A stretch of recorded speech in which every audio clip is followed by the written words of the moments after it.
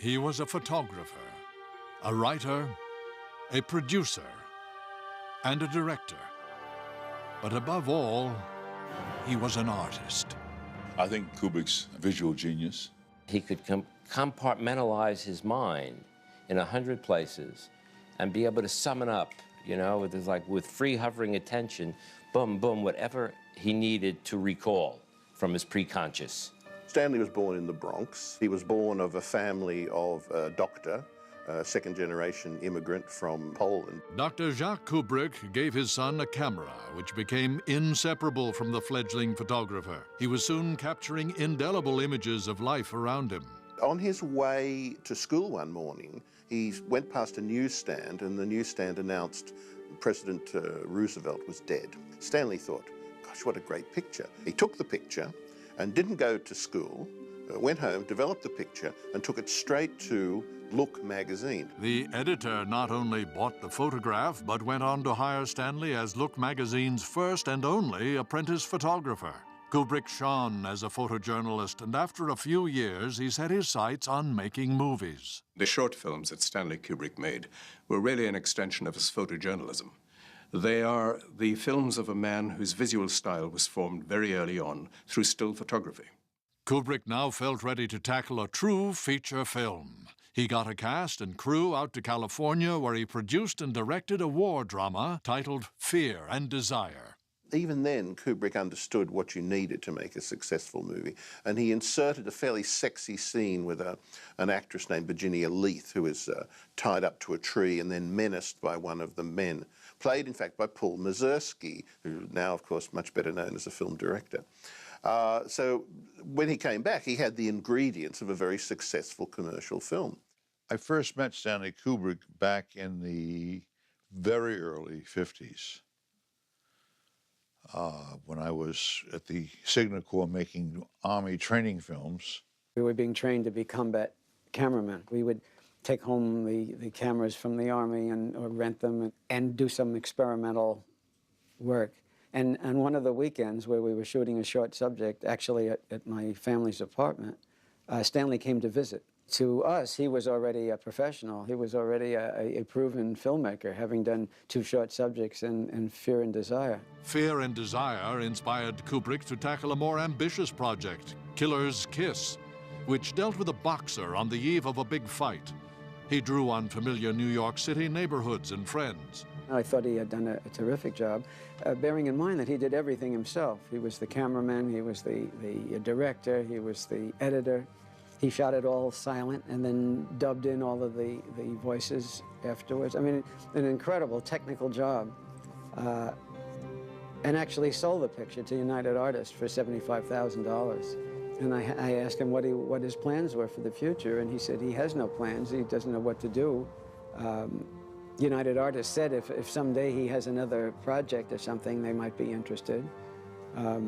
So I said, you know, I've always been interested in producing films. Here was a producer looking for a project, and here was a director looking for a producer. So right then and there, we said, we'll call it Harris Kubrick Pictures Corporation, and we're in business. And so that night, I went to a bookstore called Scribner's on Fifth Avenue in New York, and wandered into the Mystery and Western section and came across a book called Clean Break. From the flyleaf, it described it as a story of the robbery of a racetrack. So I bought the book and took it home and read it, and I got quite excited about it. I loved the structure of the book that dealt in these flashbacks. I gave it to Stanley the next day, and he read it immediately, and he thought the same as I did about it. As it turned out, it had already been optioned by Frank Sinatra.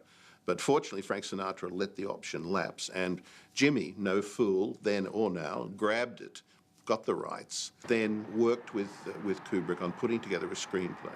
The Killing was not a very successful movie in commercial terms, but it drew attention to Kubrick. A lot of people saw it, and a lot of people who were very advantageous to him. People like Kirk Douglas, Marlon Brando, saw the film at private screenings, and they kind of noted him down as a comer. Kubrick soon found himself directing a major star in the 1957 movie Paths of Glory. Paths of Glory was Stanley Kubrick's first international film. A characteristic camera movement of Kubrick's was to keep the camera continually tracking along, so that it gave a great sense of depth and urgency to the shot, to the sequence that he was filming.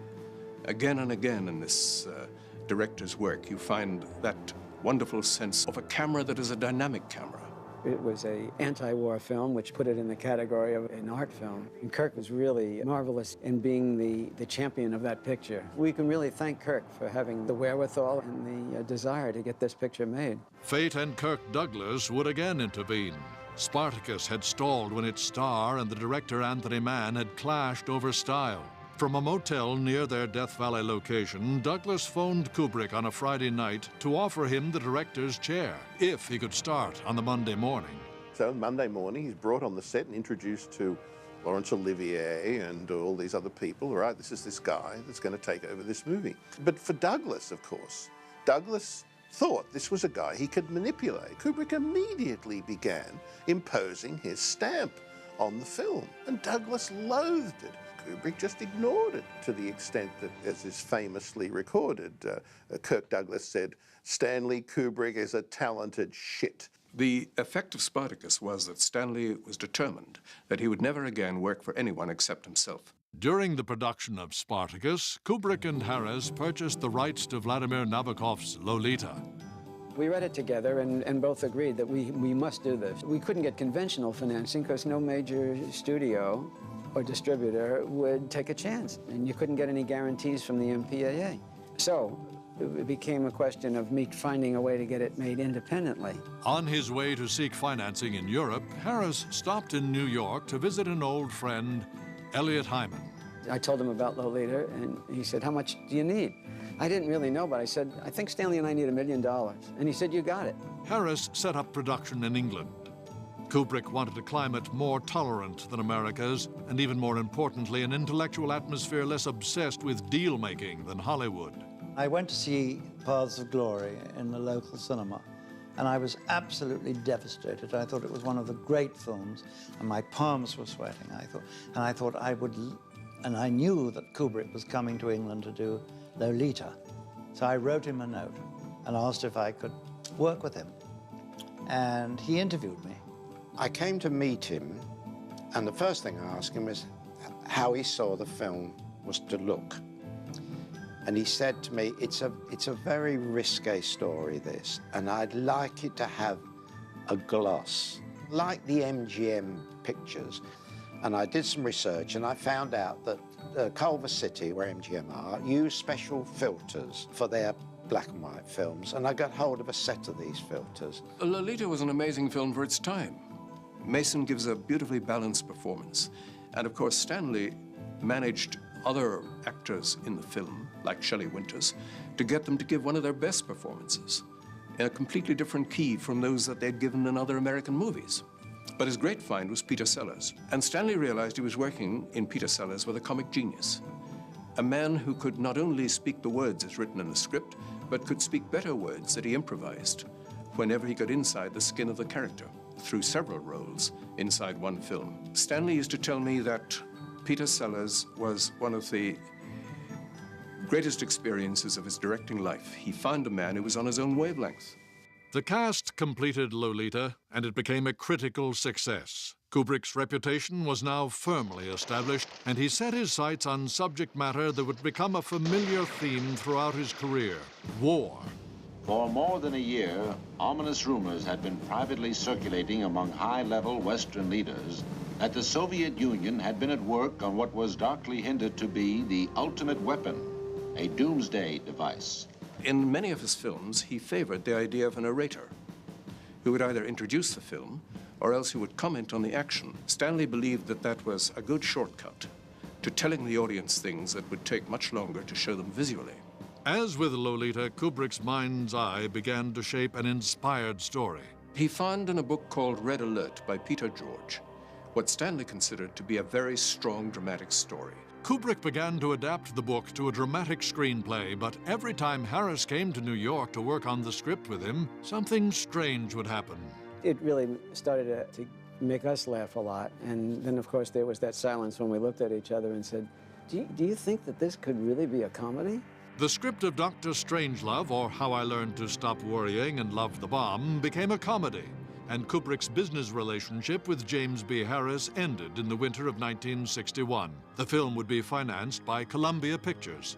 Part of the price of giving Kubrick the money, Columbia demanded that he use Sellers again, who'd been such a success in Lolita, they felt, and he had to also appear in multiple roles. That was the deal. So Peter loved that idea, and he loved improvising. It was his first real opportunity to develop characters while working. Because although he had had the experience in Lolita of doing that, much of Lolita was already scripted.